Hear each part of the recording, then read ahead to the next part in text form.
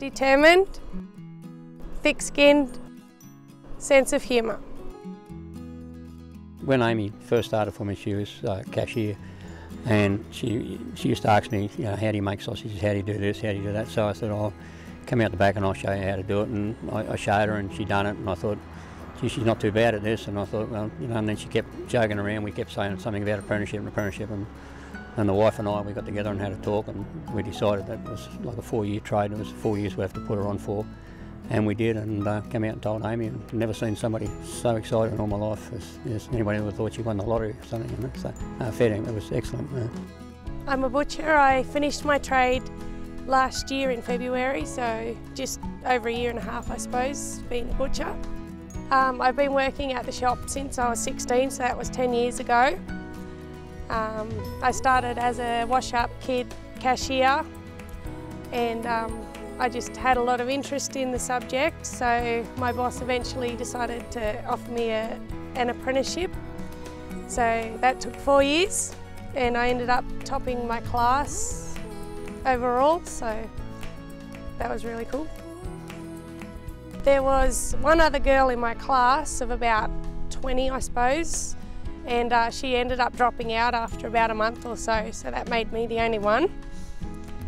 And it's 2.5 years of theory, and the rest is practical to learn actually how to cut the meat and do all that sort of stuff. So it's pretty intense, but it's good. It's quite interesting.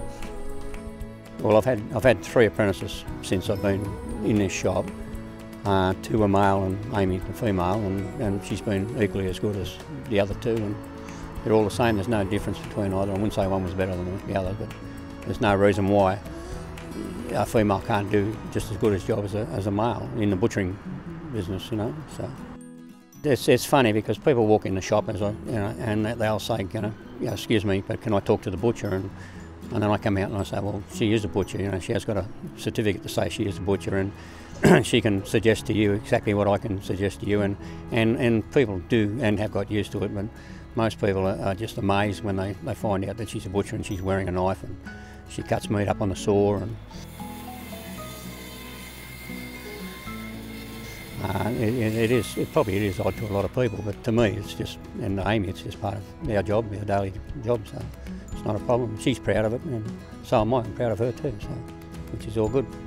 When I told my dad that I wanted to be a butcher, he was quite happy because we have a few butchers in our family anyway, no females, but he wanted me to just do the best I could do at anything I wanted to try out, so that's pretty much what I did. I've had a few people come into the shop and have a bit of a giggle when they've seen a female butcher. There's also been times when people would rather the males serve them because they didn't think that I could do it properly. But now, because I've been there for so long and I know most of the people, they're more happy for me to do it because they realise that I can now. So it's not so much of a big deal anymore. If you're a parent that has a daughter that wants to go into a trade, the best thing you can do is support them because they'll have something for the rest of their life then.